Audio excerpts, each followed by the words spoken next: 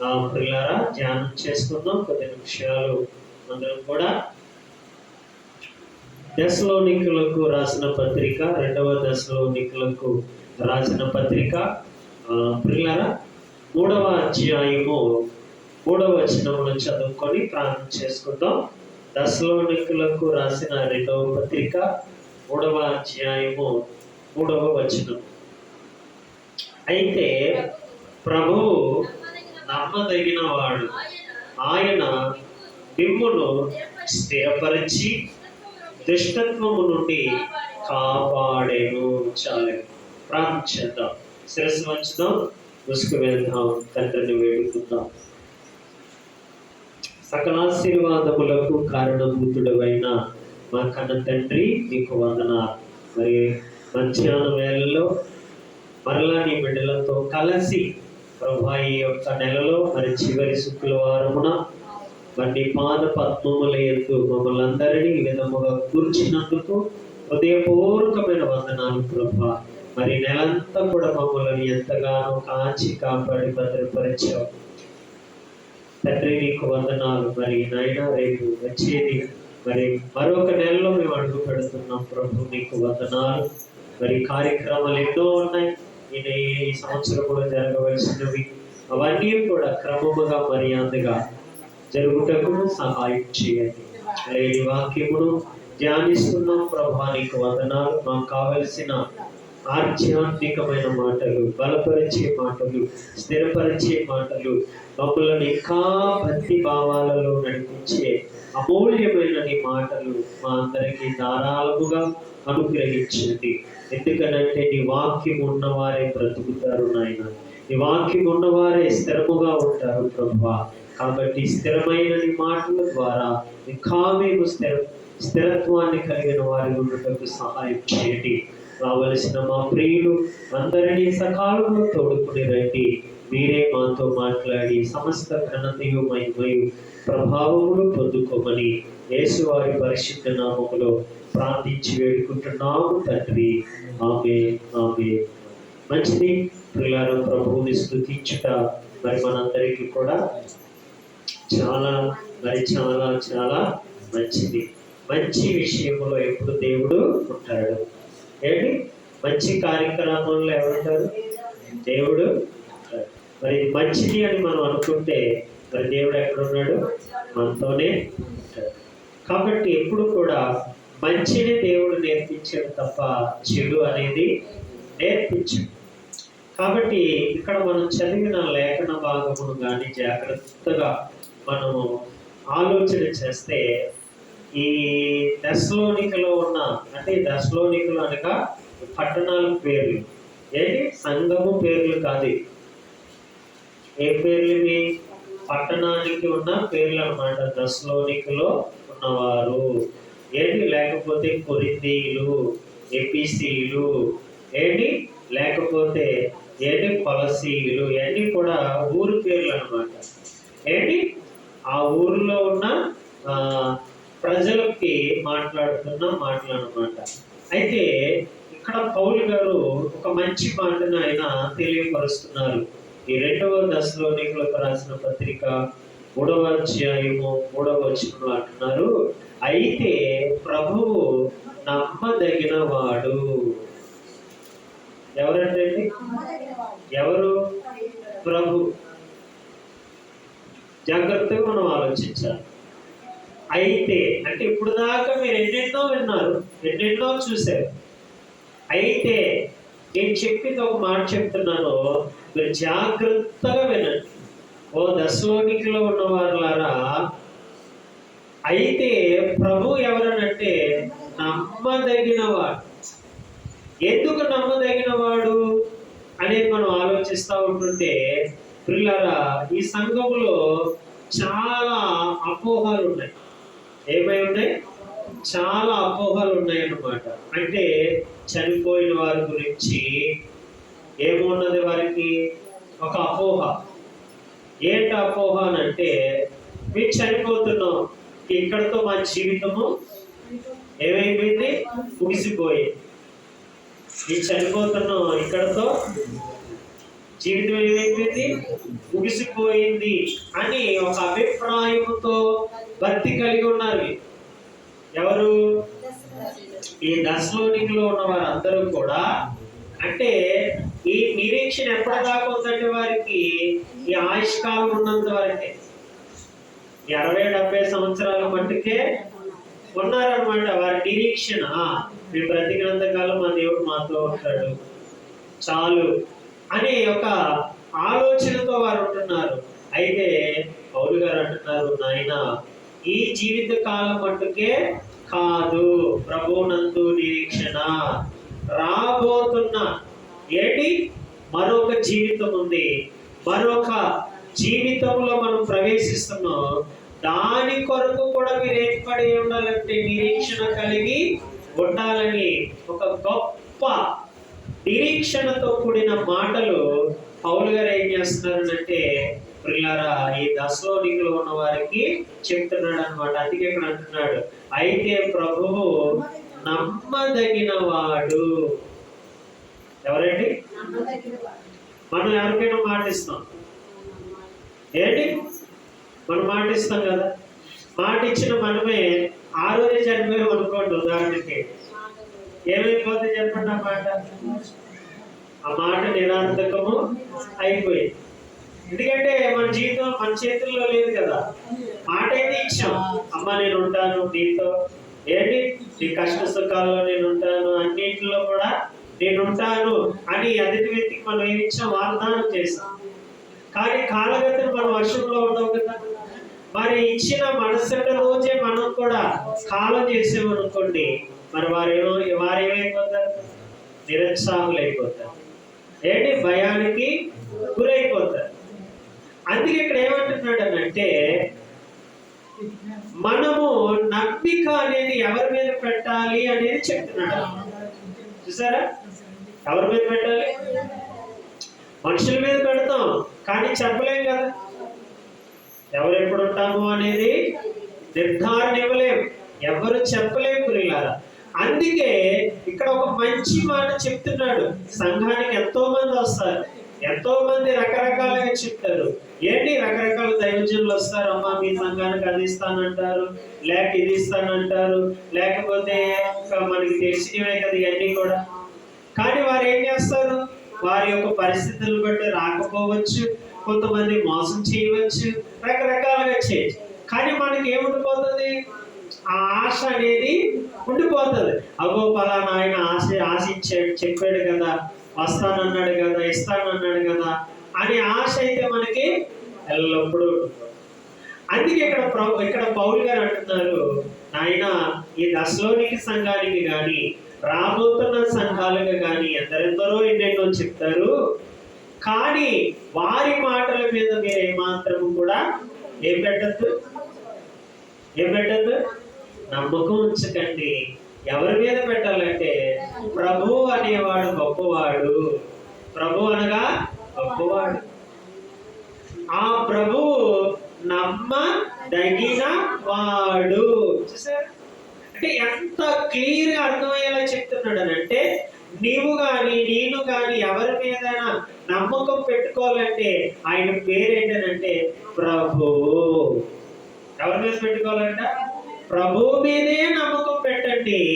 కానీ ఏదో మనుషుడు ఏదో చేస్తాడని, ఏదో మనుషుడు ఏదో ఇస్తాడని మీరు ఏమాత్రం కూడా నమ్మిక అనేది పెట్టకండి.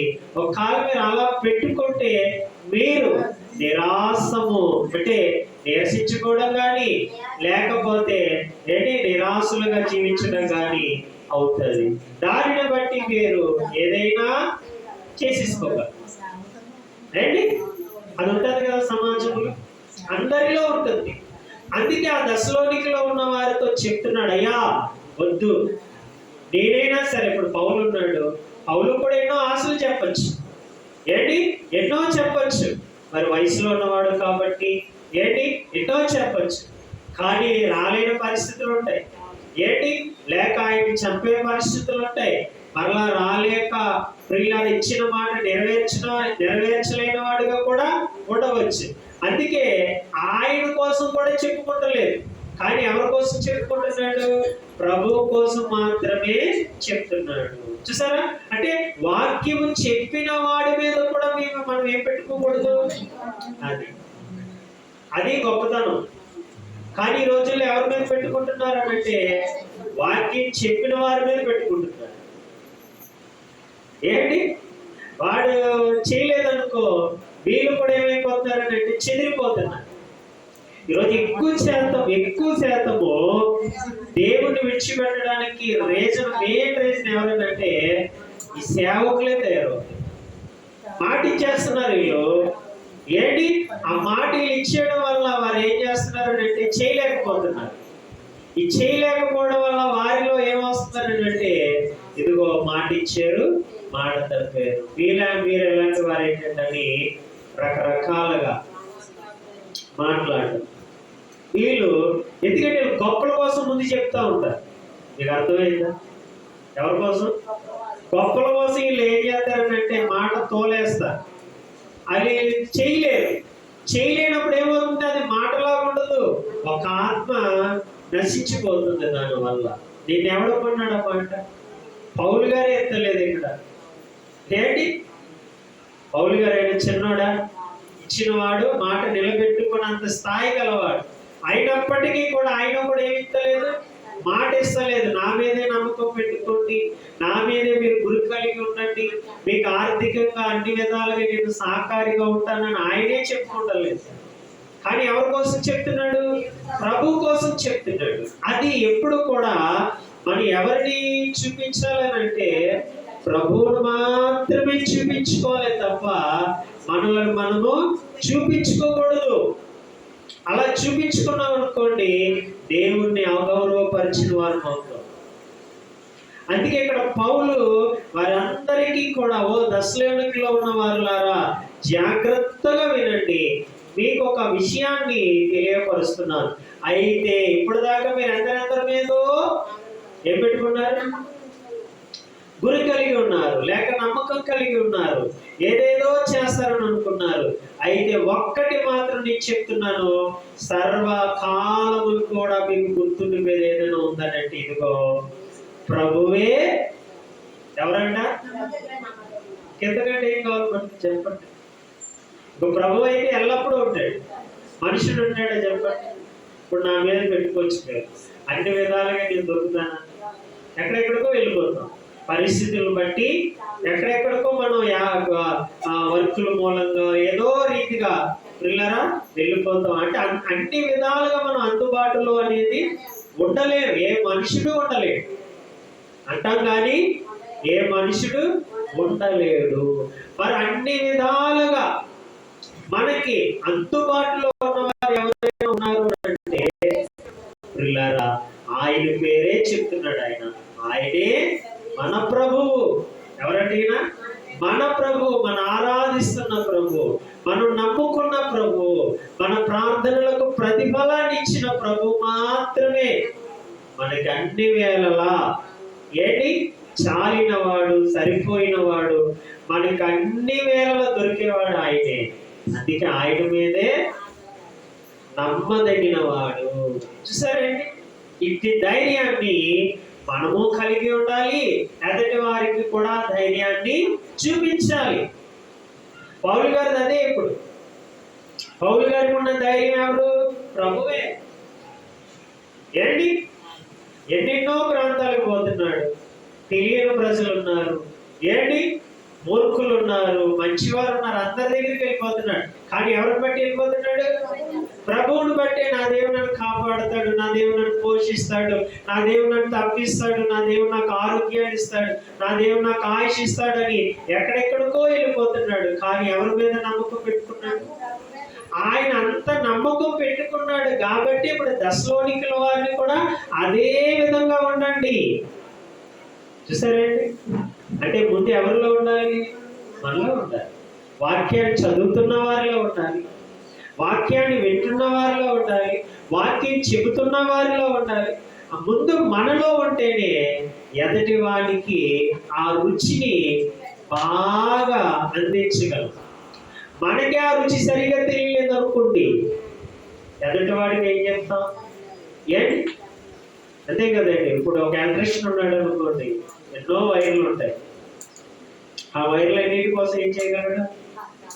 చక్కగా ఇది ఏది నోటర్లో ఏది ప్రిల్లర్ ఇదో చెప్పగలుగుతూ ఉంటాడు ఒక ఎలక్ట్రీషియన్.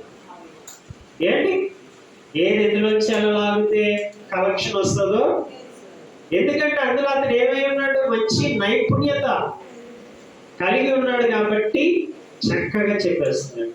ఒక తాపి మేస్త్రి ఉన్నాడు అనుకోండి, తన ఏంటి చెప్పగలడు కదా, ఏంటి ఎలా కట్టాలి, ఎలా ఎంత దేనికి ఎంత పడుతుంది, ఏంటి ఏది నిలబడుతుంది ఏది నిలబడదు అని ఎవరు చెప్పగలరు? ఒక తాపి మేస్త్రి చెప్పగలరు. అలాగే ఒక ప్లంబర్ ఉంటాడు, ఏంటి నీరు ఎలా వస్తుంది, ఏంటి అంటే అందులో వారు ఏమై ఉన్నారు? ఏంటి ఒక నైపుణ్యత కలిగారు, పనివారిగా ఉన్నారు. ఆ పనిని చక్కగా వారు వర్ణించగలరు. ఒక వడ్రంగి మేస్త్రి ఉంటాడు, ఒక చెక్క విధానం చెప్పగలడు. ఒక డాక్టర్ ఉంటాడు, ఒక శరీర విధానాన్ని చెప్పగలడు. ఒక లాయర్ ఉంటాడు, సెక్షన్ అంటే శిక్షల యొక్క విధానం ఏమిటో చెప్పగలడు. ఏంటి ఇలాగ ప్రతి దానికి కూడా ఒక్కొక్క పనివాడు ఉన్నాడు. ఆ పని విధానాన్ని వారు చెప్పగలరు. అలాగే మనం కూడా ఎవరి వారము? మనం ప్రభువుల వారం, దేవుని వారం. అంటే మరి దేవుని వారిగా బ్రతుకుతున్న మరి మనము మరి దేవుని కొరకు దేవుని విధానాన్ని మనం ఎలా చెప్పగలుగుతున్నాం? చెప్పలేకపోతున్నాం. చూసారా, ఒక ఎలక్ట్రీషియన్ చక్కగా వైర్ల కోసం చెప్తున్నాడు, ఒక ప్లంబర్ చెప్తున్నాడు, ఒక తాపి మేస్త్రి చెప్తున్నాడు. మరి మనం మాత్రం మనం కలిగి ఉన్న దేవుని కోసం మనము చెప్పలేకపోతున్నాం. అంటే ముందు మనం నమ్ముతలేదు సరిగా, మనం సరైన నిరీక్షణ మనకు లేదు. దేవుడు ఏంటి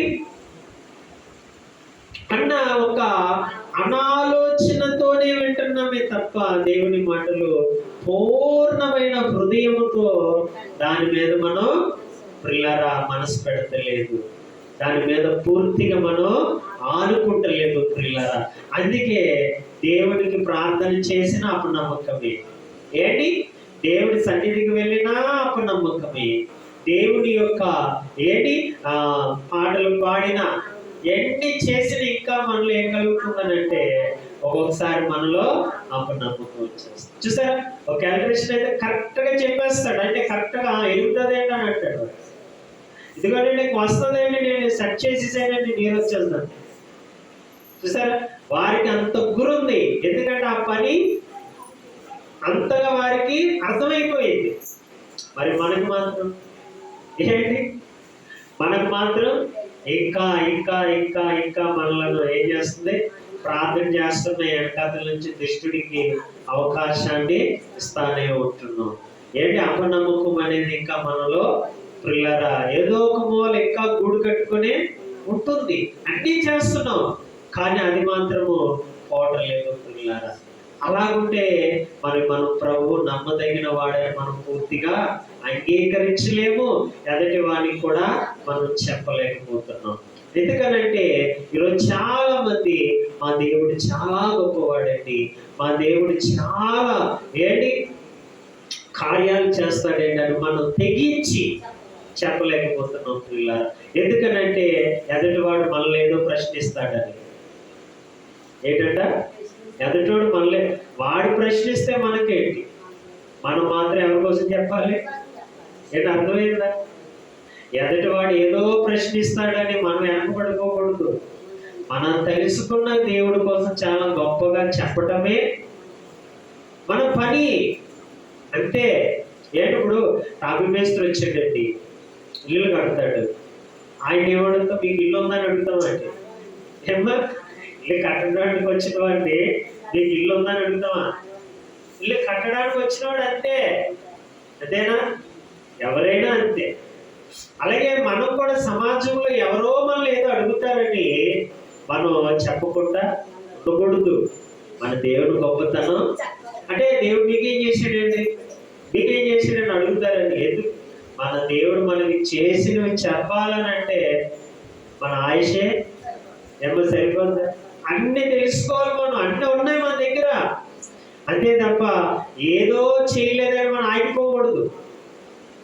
ఏంటి మన దేవుడు మనకి చేసినా చేయకపోయినా మన ప్రభువు గొప్పతనాన్ని మనం ఏం చేయాలి? ఎదుటి వాడికి అనార్గళంగా, మళ్ళీ కొంత కాదు, ఎలాగండి?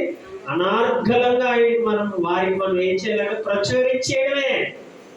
ఎందుకంటే ఆ వాక్కు ఎవరిది? ఆయనది. మన నోటి నుండి వచ్చే మాట మంద కాదు, అది ఆయన మాటనే చెప్పడానికి మనకెందుకు ప్రియులారా సందేహము ఉండకూడదు. అది నిజమైన మాట, లోకములో లేని మాట అది. మరి ఆ మాట వారికి ఏం చేశారంటే మనం తినిపించేయడమే. ఎప్పుడైతే అది ఆ మాట వదిలేస్తామో అక్కడి నుంచి వాడు నవ్వుతూనే ఉంటాడు. ఏం చేస్తాడు? ఏమ్మా నవ్వులేస్తా ఉంటాడు, ఏదో టైంలో నవ్వుతాడు. అందుకే పౌలు ఈ దెస్సలోనికలో ఉన్న వారితో చక్కటి పదజాలను ఉపయోగించాడు. ఇక నుంచి మీరు ఎవరి మీద నమ్మిక ఉంచాలనంటే ప్రభు మీద మాత్రమే ఉంచండి. చూసారా? ఒక చోట బైబిల్లో కూడా ఒక మంచి మాటను మనం చదువుదాం, తర్వాత వెళ్దాం. ఇప్పుడు చూడండి, కింద ఏమంటున్నాడు? ఆయన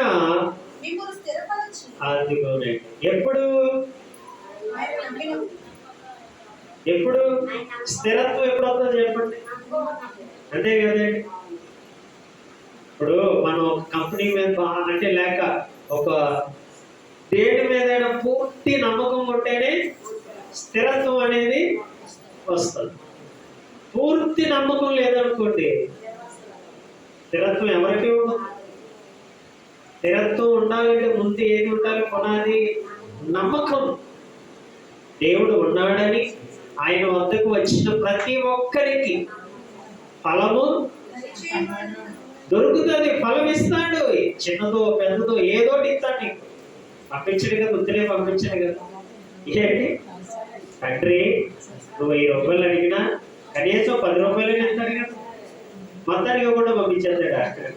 అమ్మ నా దగ్గర ఏ ఉన్నాయరా, సరిపెట్టుకోరా తల్లి అని ఏం చేస్తాడు? మళ్ళీ రావద్దంటాడా? ఇచ్చేసి 10 రూపాయలు ఇచ్చి వెళ్ళిపో, మళ్ళీ రావద్దంటాడా? మళ్ళీ రామ్మ, ఈలోగా సమకూరుస్తాను అంటాడా లేదా? తల్లి అయినా అదే అంటుంది, తండ్రి అయినా అదే అంటాడు. మన ప్రభు కూడా అంతే, తండ్రితో సమానమైన. వచ్చేమో ప్రభు ఇది అవసరం అంటాం, చిన్నది ఇచ్చాడు. ఆ చిన్నది ఎందుకు ఇచ్చాడు? ఇంకా నీకు నమ్మకము కుదరడానికి ఇచ్చాడు. అవునండి. ఇప్పుడు సమరస్త్రీ ఉంది, వాడు మంచినీళ్ళకి వెళ్ళింది. అక్కడ ఎవరి కోసం వెళ్ళిపోయింది? యేసు ప్రభు వారు చెప్పారు. చెప్పగలనే ఏం పెట్టేసింది అక్కడ? కొండ అక్కడ వదిలేసి వెళ్ళిపోయింది. ఏం వదిలిపోయింది? కొండ వదిలి వెళ్ళిపోయింది. కొంతమంది ఏమంటారంటే పాప వదిలిపెట్టి వెళ్ళిపోయింది అంటారు. అంటే రకరకాల ఉపమానాలు చెప్తూ ఉంటారు. కొండలో పాపాలు గట్ట ఏం ఉండదు. చూసారా? అంటే మర్చిపోయింది. ఆమె ఎందుకు వచ్చిందో మర్చిపోయింది. ఇంకా ఎందుకంటే జీవజలం తాగింది కదా. నేను ఇచ్చిన నీరు ఈ బావి లాంటివి కాదు, ఎప్పటికీ ఎన్నటికీ దప్పిక లేనిది ఇచ్చాను అంటారు. తాగింది, మైమరిచింది, కొండని తెచ్చిపెట్టి. చూసారా? అంటే నమ్మిక. మనం నమ్మితే అలా మైమరిచిపోవాలి, కానీ మనకు అన్ని గుర్తుంటాయి. చెత్త చెదారాలు అన్ని జ్ఞాపకం ఉంటే ప్రభు కూడా మూడుంటాడు. ఇలాగా ఉండటం వలన పిల్లల ప్రయోజనం అనేది చూడండి. ఇప్పుడు అందుకంటే ఎప్పుడైతే మనం క్లియర్గా కరెక్ట్గా నమ్ముకుంటామో ఆయన మిమ్మును ఏం చేస్తాడంటే అప్పుడు అర్థనమాట. అంటే మన నమ్మకాన్ని బట్టే మనం స్థిరత్వంగా ఉంటాం. మనలో నమ్మకం లేదనుకోండి, ఎన్ని సంవత్సరాలు వచ్చినా ఎలా ఉంటాం? అలాగే ఉంటాం. అంటే ఎలా ఉండవు? స్థిరంగా ఉండవు. ఎవడు పిలిచినా వెళ్ళిపోవడమే, అంతే కదండి. అదే స్థిరంగా ఉన్నవాడు ఉన్నాడు అనుకో, అమ్మన్నదిరా బాబు, కొడుతుందిరా బాబు, నాన్నున్నాడు రా బాబు. తెలుసు కదా, అమ్మ నాన్న భయం ఉందనుకో పిల్లలకి. తొట్టిగా వస్తుంది కదా, ఒరే సినిమాకి వెళ్దాం అంటాడు, పార్క్కి వెళ్దాం అంటాడు, లేకపోతే షికారుకి వెళ్దాం అంటాడు. అప్పుడు ఏమంటాడు భయం ఉన్నవాడు? ఒరే మా అనుకున్నదిరా, మా నాన్న ఉన్నాడురా, కొట్టేస్తాడురా, 9 దాటిందిరా అని అంటే ఏంటి ఎంచక్క భయం ఉన్నవాడు ఏం చేస్తాడు? చెప్తాడు. అదే భయం లేనివాడు ఉన్నాడు అనుకో, ఎందుకంటే జీవితకాలం ఇంట్లో ఉన్న స్థిరత్వం లేనివాడు వాడు. ఏంటి నీకు ఎవడొచ్చి పిలిచినా ఆడితో వెళ్ళిపోతాడు, ఆడితో అన్ని అలవాట్లు చేసుకుంటూ వస్తాడు, వస్తూ ఉంటాడు. అలాగైపోతుంది ఈరోజు సమాజం. అందుకే పిల్లలారా, ఈరోజు అందరికీ తల్లిదండ్రుల భయాలు పోయే, అందరి భయాలు పోయే, కనీసం చిట్టి చివరిగా ఎవరి భయమైనా ఉండాలంటున్నాడు అంటే దేవుడి భయమైనా పెట్టుకోండి. అప్పుడు మీరు ఏమవుతారు? స్థిరత్తులు అవుతారు. స్థిరాస్తులు అంటే స్థిరంగా ఉంటారు. ఎందుకంటే మరి తల్లిదండ్రుల్లో లేనిది ఎవరిలో ఉంది?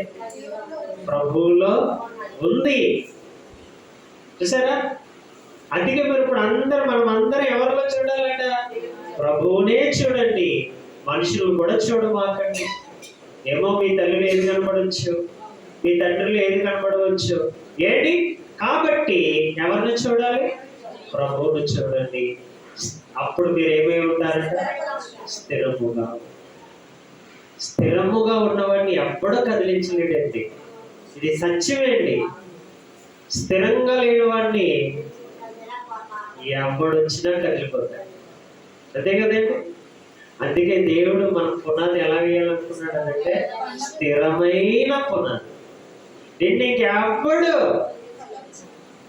ఏంటి ఎప్పుడు కూడా కదిలించలేనంత బలమైన నమ్మదగిన మాటనే దేవుడు మనకి ఉచితంగా ధారాళంగా ఇచ్చేసాడు. ఆ మాటే ఇప్పుడు నిన్ను నన్ను ఏం చేయాలి? స్థిరంగా చేయాలి. ఎప్పుడు స్థిరంగా అవుతాం? అది మనలో ఉన్నప్పుడు, ఆ మాట మీద మనం గురి కలిగి ఉన్నాం. ఆ మాటే మనల్ని ఏం చేస్తాడంటే స్థిరముగా చేసేస్తాం. మరి బాబాయ్ వారి జోలికి వెళ్ళకూడదు బాబు. ఏంటి యోగు గారు ఉన్నారు కదా, చంచలుడుగా ఉన్నాడా? స్థిరంగా ఉన్నాడా? అమ్మ ఎలా ఉన్నాడు? ఏంటి సౌలు ఉన్నాడు, స్థిరంగా ఉన్నాడా? చంచలుగా ఉన్నాడా? చూసారా? ఇద్దరు దేవుని నమ్ముకున్నవారే. ఏంటి ఇద్దరు దేవుని నమ్ముకున్నవారే. యోబు గారు దేవుని నమ్ముకున్నవాడే, సౌలు గారు దేవుని నమ్ముకున్నవారే. ఇద్దరు కూడా కుబేరులే. ఏంటి ఇద్దరు ధనికులే. ఏంటి ఇద్దరు కుటుంబాలు కలిగిన వారే, అష్టైశ్వర్యాలు కలిగి ఉన్నవారే. కానీ ఒకళ్ళు స్థిరత్వం ఉంది, ఒకళ్ళు స్థిరత్వం లేదు. చూసారా? అంటే దేవుడు మాట ఒకరేమో బలంగా పట్టుకున్నారు, ఒకడేమో తాత్కాలముగా పట్టుకున్నాడు. తాత్కాలంగా పట్టుకున్నవాడు చెదిరిపోయాడు, గట్టిగా పట్టుకున్నవాడికి స్థిరస్థుడయ్యాడు, స్థిరముగా ఉన్నాడు. ఆయన గురించి క్రొత్త నిబంధనలో కూడా సాక్ష్యము ఇచ్చింది. యోబు వంటి సహనమును కలిగిన వారై మీరు కూడా ఉండండి. అంటే చూసారా, నమ్మదగిన దేవుడి మాట యోబుని ఎన్ని అలజడులు వచ్చాయో రాలేదా? ఎన్ని తుఫాన్లు వచ్చాయో, లేక ఎన్ని ప్రమాదాలు ఆయన మీదకి పొంచి వచ్చాయో, మరి చెదిరిపోయాడా? ఆలోచించండి. ఆయన కలిగి ఉన్న దేవుడు ఒక్కడే, మనం కలిగి ఉన్న దేవుడు ఒక్కడే. కానీ స్థిరత్వాన్ని బట్టి ఆధారపడి మనం కూడా స్థిరంగా ఉంటే మన మీద కూడా ఎన్నో రావచ్చు, రాకుండా ఉండవు. అందుకే యేసుప్రభు వారు మాట్లాడతారు యోహాను సువార్తలో. ఏంటి వారి కోసం ప్రార్థన చేస్తూ యేసుప్రభు వారు మంచి మాట ఏంటి చెప్తారు. యోహాను సువార్త 17వ అధ్యాయము. ఏంటి ఆయన శిలో మరణానికి వెళ్ళేటప్పుడు తండ్రికి ప్రార్థన చేస్తాడు. ఎవరి కోసం అంటే ఆ 12 మంది శిష్యుల కొరకు. ఏంటి 12 మంది ఉంటారు, ఒకడు అప్పుడే ఎక్కువయ్యాడు, 11 మంది ఉంటారు. ఆ 11 మంది కోసము యేసు ప్రభువు వారు ఏ విధముగా ప్రార్థన చేస్తున్నారో ఒకసారి మనం చదువుతాం. యోహాను సువార్త 17వ అధ్యాయము 15వ వచనము చెప్తున్నాడు అండి. ఎవరితో? తండ్రితో చెప్తున్నాడు. ఎవరు?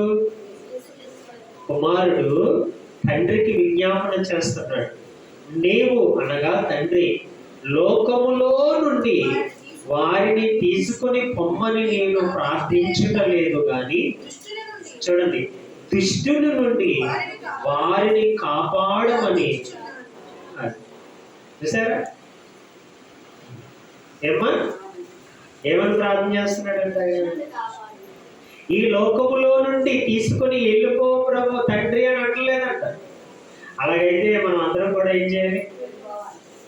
ఎందుకు వచ్చిన కష్టాలు రా బాబు, ఎందుకు వచ్చిన బాధలు రా బాబు, ఎక్కడికి వెళ్ళిపోవాలనుకుంటా? దేవుడి దగ్గరికి వెళ్ళిపోవాలి. కానీ యేసు ప్రభు వారు అలాగా ప్రార్థన చేస్తలేదు. ఒక మంచి అంటే జ్ఞానాన్ని నేర్పుతున్నాడు, జ్ఞానయుక్తమైన ప్రార్థన నేర్పుతున్నాడు. కానీ చాలా మంది ఏం చేస్తాం, ఇదే కష్టాలు కానీ మనకు వస్తే మనమైనా ప్రార్థన చేస్తాం చెప్పండి? ఏంటి ఇదే సిచ్యువేషన్ లో మనం కానీ ఉంటే తండ్రికి ఏమని ప్రార్థన చేస్తాం? ప్రభువా ఈ బాధల్ని తట్టుకోలేకపోతున్నా అంటావా?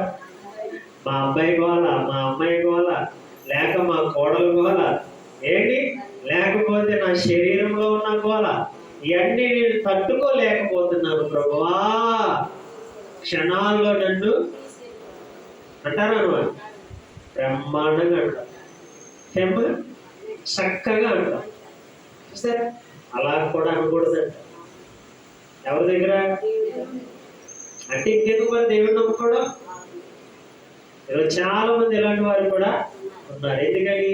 వాక్యము విలువ తెలియక, తండ్రి యొక్క విలువ తెలియక, బ్రతుకోక పరమార్థము తెలియక. చూసారా, ప్రార్థనల్లో కూడా ఎలాంటి చేస్తున్నారు చాలా మంది. అందుకే మనకి యుక్తముగా ఎలాగ ప్రార్థన చేయటమో చేత కావడం లేదండి. బైబిల్ చదువుతున్నాం, వాక్యాలు వింటున్నాం, ఆటలు పాడుతాం, అన్నీ చేస్తున్నాం, కానీ ప్రార్థన ఎలా చేయాలో కూడా తెలుస్తలేదు. అందుకే దేవుడు అన్నీ మనకు నేర్పుతున్నాడు. ఎందుకంటే మనం నేరస్తులుగా ఉండకూడదు, ముద్దాయిలుగా ఉండకూడదు, మంచివారిగా ఉండాలని అన్ని పాఠాలు మనకి నేర్పుతున్నాడు. తండ్రి దగ్గర కుమారుడు ఎలాగైతే నేర్చుకున్నాడో, కుమారుడు తన పిల్లలైన మనకి కూడా అలాగే నేర్పుతున్నారు. ఒకరి నుంచి ఒకరు నేర్చుకోవాలి. అంతే కదా, తండ్రి దగ్గర కుమారుడు నేర్చుకుంటాడు, కుమారుడు దగ్గర నుంచి పిల్లలు నేర్చుకుంటాం. అలాగా ఈ నేర్పులో ఎక్కడ కూడా ఏది లేదో చూసారా, మైనస్ ఉండకూడదు. అందుకే చక్కటి ప్రార్థన ఏమని చేస్తున్నాడు ఆయన? 15వ వచనంలో చక్కగా అంటున్నాడండి. నిజంగా మన కోసం చూడండి ఎంత విజ్ఞాపనం. నీవు లోకములో నుండి వారిని తీసుకొని పొమ్మని. ఎందుకంటే నాలాంటి శ్రమలు వారికి కూడా వస్తాయి. రావా? వస్తాయి. ఏమో రావా? నీకు వచ్చిన బాధలు నీ పిల్లకి రావా? ఏమో రావా? రావని చెప్పగలవా? ఏమో చెప్పగలవా? సర్టిఫికెట్ ఇవ్వగలవా? కానీ నీకంటే ఎక్కువ రావచ్చు. రావా? రావచ్చు. అయితే వాటన్నిటిలో కూడా ఎవరు ఉండాలంట? తోడు. అది ప్రార్థన అంటే. అంతేగాని నా పిల్లకి ఏ బాధ ఉండకూడదు ప్రభు, నువ్వెవడు నేనేవాడు అంటాను ఏంటి అనే అధికారం మనకు ఉందా? లేదండి. ఒకవేళ వచ్చిన వాటి నుండి తప్పించబడే ఉపాయాన్ని అడగాలే తప్ప నాకు ఏ బాధ ఉండకూడదు ప్రభు అనడానికి అడిగే అధికారము యేసు ప్రభు వారికే తప్పలేదు. ఏమా మనకు తప్పుతాయా? కానీ మన ప్రార్థనలు ఎలా ఉంటాయి? ఏ బాధ ఉండకూడదు, ఏ రోగం ఉండకూడదు, ఏంటి ఇలా చేస్తాం కాదు. అందుకే చూసారా, నాలాంటి శ్రమలు, నాలాంటి బాధలు ఎవరికి వస్తాయి? అప్పుడు శిష్యులకు వస్తాయి. అదే చెప్తున్నాడు అనమాట. నీవు లోకములో నుండి వారిని తీసుకొని పొమ్మని నేను ప్రార్థించుట లేదు తండ్రి. నాకంటే ఎక్కువ శ్రమలు ఎవరు పడతారు? శిష్యులు పడతారు. వారు నిలువెల్లా ఏం చేస్తారు? సిలువు కొరడాలతో కొడతారు, వారిని ముళ్ళ కిరీటాలు పెడతారు, భయంకరంగా హింసిస్తారు వారిని కూడా. అయితే వారిలో నుండి ఏది ఉండకూడదని ప్రార్థన చేస్తున్నాడు చూడదా. ఎవరి నుండి? దుష్టుడి నుండి వారిని కాపాడు అని ప్రార్థించుచున్నాను. సరే అండి, ఎవరి నుంచి అంట? దుష్టుడు నుండి. దుష్టుడు ఏం చేస్తాడు? దేవుని మార్గాన్ని చెరుపుతాడు. వాడి ప్రధానమైన ఆలోచన ఏంటంటే, నీకు రోగం ఏంటో మళ్ళీ దేవుళ్ళకి వచ్చేస్తావు. రావా? ఏమ్మా వచ్చేద్దాం రావా? నీకు ఆస్తి ఇచ్చినా మళ్ళీ దేవుళ్ళకి వచ్చేస్తావు. పేదరికాన్ని ఇచ్చినా ఎవరిలోకి వచ్చేస్తావు? దేవుళ్ళు. లోకంలో నీకెన్ని పెట్టినా మళ్ళీ ఎవరిని స్మరిస్తావు? అది కాదు టార్గెట్. అది కాదు. నిన్ను ఎవరిలో నుంచి తప్పించడం అదనమాట. దేవుని మాట నీ నోట రాకుండా చెయ్యటమే అది వాడు ప్రధానమైన టార్గెట్. అందులో నుండి నా పిల్లలను ఏం చేయమంటున్నాడు? తప్పించు, కాపాడు. సరే, అదే రోగాలు ఇచ్చాడు అనుకున్నాం, స్మరించవా? బాధ ఎక్కువయ్యే కోది ఎవరిని ప్రార్థిస్తాం? సాధారణ ప్రార్థిస్తామా? ఏంటి చాలా మంది అనుకుంటాం, ఏంటి ఇలాగే అనుకుంటాం. కాదండి, రోగాలు వచ్చినా ఎవరికి మహిమ వస్తుందో చెప్పండి. అంతే కదా. ఏంటి ఫుల్గా ఆరోగ్యంగా ఉన్నాను నేను, ఎక్కువ స్థుతిస్తానా? లేకపోతే ఈ రోజంతా అనారోగ్యంగా ఉన్నాను, ఎక్కువ దేవుని స్థుతిస్తామో చెప్పండి. కరెక్ట్గా చెప్తాం. ఆరోగ్యం లేనప్పుడే అవునా కదా చెప్తాం. అది నిజం. ఆరోగ్యంగా ఉంటే అక్కడికి వెళ్తాం, ఇక్కడికి వెళ్తాం, అన్నీ చేస్తాం, దేవుణ్ణి ఏం చేస్తాం? పక్కన పెడతాం.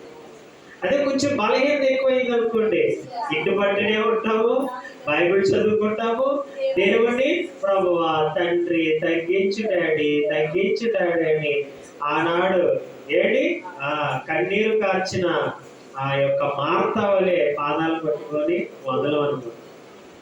అందుకే దుష్టుడు అందరికీ సుఖాలు మరిపోయాడు. ఏమిచ్చాడు? సుఖాలు ఇచ్చేసి ఎవరిని మర్చిపోమన్నాడు? చాలా మందికి తెలియదు ఈ విషయాలు. అందుకే యేసుప్రభువు వారు చెప్పే ప్రతి మాటలో పరమార్థము అనేది దాగి ఉంటది. ఎవరి నుండి తప్పించమంటున్నాడు? దుష్టుడి నుండి తప్పించు. దుష్టుడికి ఏంటి అలవాట్లు? దుష్టుడికి ఉన్న అలవాట్లు ఏంటి చెప్పండి? సుఖాన్ని ఏమంటారు? మనుషుల్ని సుఖానుభావులుగా చేయటం. అర్థమవుతుందా? లేనిపోనివన్నీ ఇవ్వటం, సుఖాలన్నీ ఇవ్వటం ఎవరి వశమై ఉన్నాయి? అందుకే కదా యేసుప్రభువు వారి దగ్గరికి వచ్చి ఏమన్నాడు? నాకు సాగిలు పడవయ్యా, నాకు సాగిలు పడు చాలు.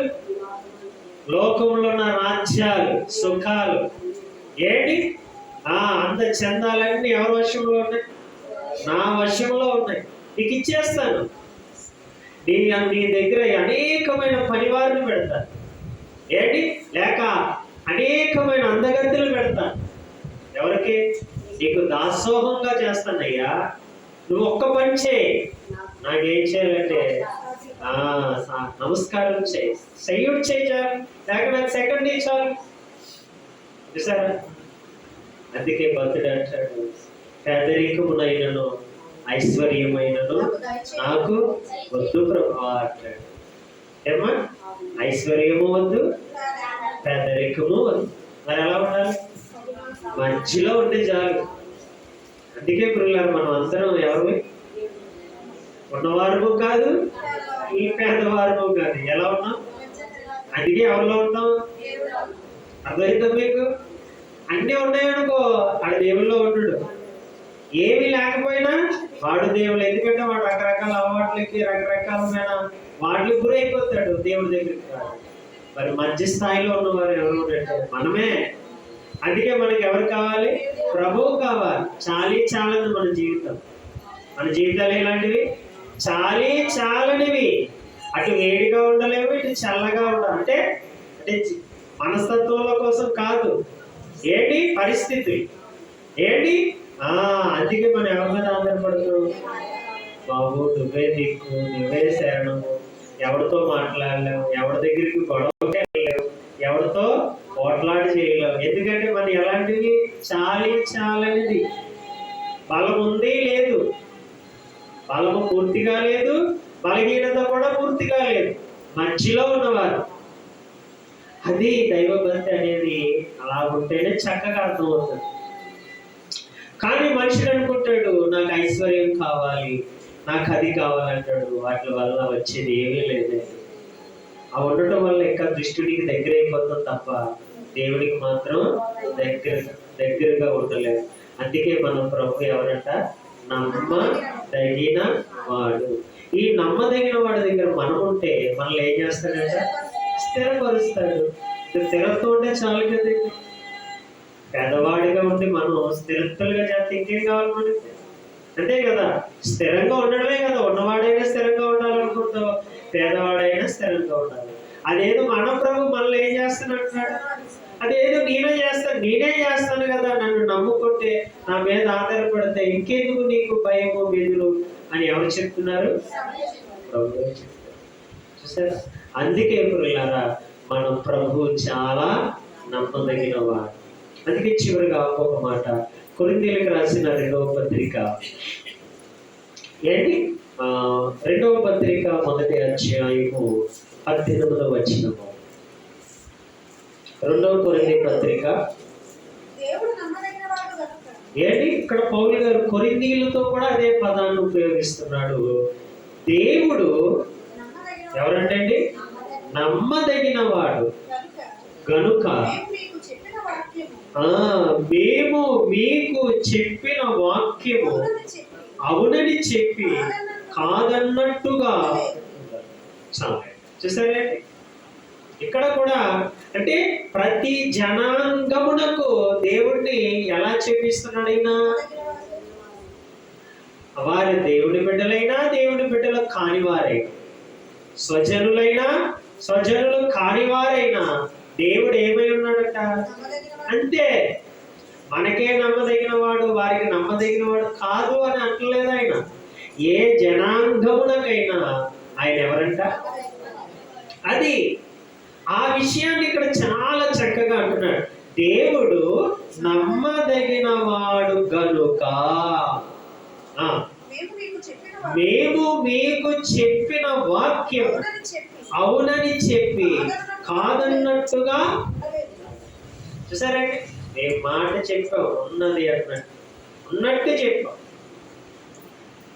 ఏంటి మళ్ళీ దాన్ని ఏమన్నా మేము అంటే మాట ఇచ్చేసామా? అంటే దేవుడి కోసం చెప్పేసాం, దేవుడు నమ్మదగిన వాడు అని మేము మాట ఇచ్చేసాం. మళ్ళీ కొంతకాలానికి వచ్చిన తర్వాత ఆ రోజు తప్పు చెప్పు, దేవుడు అలాంటి వాడు కాదు, మాట కూడా తప్పుతాడు అని అనడానికి, అలా అనడానికి కూడా మేము రాము. ఒకవేళ మేము వచ్చినా మేము చెప్పిన మా మాట కూడా మీరు వినడానికి వీల్లేదు. దేవుడు నమ్మదగిన వాడు. అర్థమవుతుందండి మీకు? ఇప్పుడు ఎవరిని బట్టి దేవుడు నమ్మదగిన వాడని మనం నమ్ముతున్నాం? దేవుడు మీరు చూసారండి, మరి ఎలా నమ్ముతున్నాం? మనల్ని బట్టి ఎందుకు నమ్ముతున్నాం? నేను ఇప్పుడే చెప్తాను, పక్కకి వెళ్ళిన తర్వాత కూడా మాట్లాడతాను. ఏంటి మాట్లాడినా ఈజీగా మాట్లాడచ్చు. ఏంటి ఇప్పుడు నాకు యేసుప్రభు గారి కోసం చెప్పాను, పక్కకి వెళ్ళి ఏసీ థియేటర్ కోసం చెప్పనా? బ్రహ్మాండంగా చెప్పాను. మరి ఎవరిని బట్టి నమ్మాలి? ఏంటి కాదు, మరి దేవుడు ఇక్కడ మనకి ఏమి ఇచ్చాడు? వాక్యం. వాక్యమే నమ్మదగినది. మీకు అర్థమవుతుందా? చెప్పినవాడు నమ్మదగిన వాడు కాడు, అదనమాట. ఆ వాక్యం మనం ఏం చేస్తున్నాం? చదువుతున్నాం. ఎందుకు చదువుతున్నాం? అర్థం అవడానికి. ఇప్పుడు ఇప్పుడు మనము ఇప్పుడు ఈ వాక్యం చదివేసామేంటి? ఏమని? దేవుడు నమ్మదగిన వాడు అనే మాట మనం చదివేసాం. జాగ్రత్తగా అంటే చదివేసాం. ఇప్పుడు చదివేసిన తర్వాత ఇప్పుడు మన ప్రాణమునకు ఉత్తరవాదులు ఎవరు? ఇప్పుడు మనం ఏమని చదివాం 18వ వచనంలో? దేవుడు నమ్మదగిన వాడు అనే పదాన్ని మనం చదివాం. ఏంటి చదివేశాం కదా, మీరు చదివారు, మీరు చదివారు, కొన్ని చదవలేని వారు విన్నారు. అవునా? ఇప్పుడు మన ఆత్మకు లేక మన ప్రాణమునకు ఉత్తరవాది ఎవరు? చెప్పినవాడు ఉత్తరవాదా ఏంటి? లేకపోతే దీని మీద ప్రింట్ వేసిన వాడు ఉత్తరవాదా? లేక ఈ మాటని రాయించిన వాడు ఉత్తరవాద? అర్థమైందండి? మళ్ళీ చెప్తున్నాను. ఇప్పుడు ఇక్కడ మనం ఒక మాట చదువు, దేవుడు నమ్మదగిన వాడు అని చదివాను. ఏంటి ఈ మాటకు నేను చదివాను, మీరు విన్నారు. ఏంటి వినేశారు. ఇప్పుడు విన్న మీరు ఇప్పుడు మన ఆత్మకు ఉత్తరవాది నేనవుతానా మీరవుతారా? ఎందుకని? మీరు ఆ మాట ఏం చేయబడ్డది? మీకు వచ్చేసింది.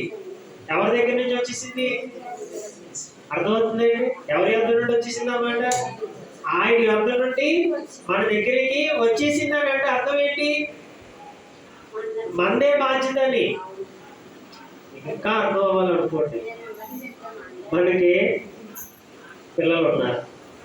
ఏమో పిల్లలు ఉన్నారు. పిల్ల అది మన ఆడపిల్ల. కానీ మన ఆడపిల్ల మన ఇంట్లో ఉంది. 18 సంవత్సరాలు వచ్చేసారు అంటే వివాహం గడియ వచ్చేసాం, పెళ్లి చేసేసాం. ఏంటి ఒక 5 చేతిలో పెట్టాం. ఇప్పుడు బాధ్యత ఎవరు? అప్పుడు దాకా ఎవరిది? ఇప్పుడు ఎవరిది? అంతే కదా. అదే అన్నమాట ఇది కూడా. చదవలేనంతసేపు ఈ మాట ఎవరిది? దేవుడిది. చదివేసిన తర్వాత ఎవరిది? అంతే. ఈ చిన్న లాజిక్ మనం తెలుసుకుంటే చాలు. తెలియనంతసేపు అది ఆయనది. అంతే కదా. ఇప్పుడు మన దగ్గరకు వచ్చేసిన తర్వాత ఇప్పుడు బాధ్యత ఎవరిది? అలా నడుచుకోవడం ఇప్పుడు మన బాధ్యత. అంతే. ఇప్పుడు పెళ్ళి అయిపోయిన తర్వాత కూడా ఇదిగో మీ అమ్మ, ఇదిగో మీ నాన్న అంటే కుదురుతుంది ఏంటి? ఎప్పుడైతే ఒక 5 చేతిలో పెట్టామో ఇంకా బాధ్యత అంతా ఆయనదే. అందుకే అంటాం కదా, అమ్మా మీ ఆయన ఎలా చెప్తే అలా చెయ్యమ్మా, ఆయన ఏం చెప్తే కూర్చోమండి కూర్చోమ్మా. ఎందుకంటే బాధ్యత అనేది చేశారు. అలాగే దేవుడు కూడా వాక్కు రాలేనని చెప్పని ఆయన్ని. అందుకే వాక్కు ఇప్పుడు ఏం చేశాడు? ఆయన మనకిచ్చాడు. ఒక బాధ్యత మీరేనాయన. మళ్ళీ నన్ను అడగండి మీరు. నేనైతే అన్నాటిలో కరెక్ట్గా ఉన్నాను, అన్నాటిలో నమ్మదగిన వాడిని. ఇప్పుడు అది మీలో కనబడాలంటున్నాడు. అంతే. చూసారా? ఇప్పుడు అది ఎవరిలో కనబడాలి? మీలో కనబడాలి. నా ప్రకారంగా నాలో ఉన్నవన్నీ నమ్మదగినవే. ఇప్పుడు నేను ఏం చేశాను అవన్నీ మీకు ఇచ్చేసాను. మీరు ఎలా ఉంటారో మీ ఇష్టం. అని నమ్మదగిన వారిగా ఉంటారా, నమ్మకం లేని వారికి ఉండాలన్నది ఇప్పుడు మీ చేతులు. అప్పుడు అందుకే అంటున్నాం, ఇప్పుడు మన ఆత్మకు ఉత్తరవాదులు ఎవరు? మనమే. ఎందుకంటే మన దగ్గరకు వచ్చేసింది కాబట్టి. రాలేనని చెప్పు ఎవరిది? దేవుడిది. అందుకే ఆయన కుమారుని పంపించుకున్నాడు. ఆయనది కాబట్టి బాధ్యత. ఇప్పుడు బాధ్యత ఆయనది కాదు. ఇప్పుడు ఎవరిదమ్మా? మనదే. మన పిల్లల్ని ఇచ్చాడు, వారిని సక్రంగా పెంచాలి, చక్రంగా విద్యాభ్యాసం చేయించాలి. అన్నిటిలో కూడా తల్లిదండ్రులుగా బాధ్యత. ఎవరి బాధ్యత? అందుకే దేవుడు ఎవరంటే ఇప్పుడు నమ్మదగిన వాడు. ఇప్పుడు మనం కూడా ఎలా తయారవ్వాలి? అంతే. మరి ఆయన బిడ్డలం కదా, మనం కూడా ఎలా ఉండాలి? మాటల్లో, చేష్టల్లో, ప్రవర్తనలో, రావటంలో, వెళ్ళటంలో, అన్నిటిలో కూడా మనం కూడా నమ్మదగిన వారిగా ఉంటేనే ఆయన బిడ్డలుగా ఉంటాం. మనం ఏం చేసినా ఆయన వింటాం. దేవుడి మాటలు దీవించుతాం.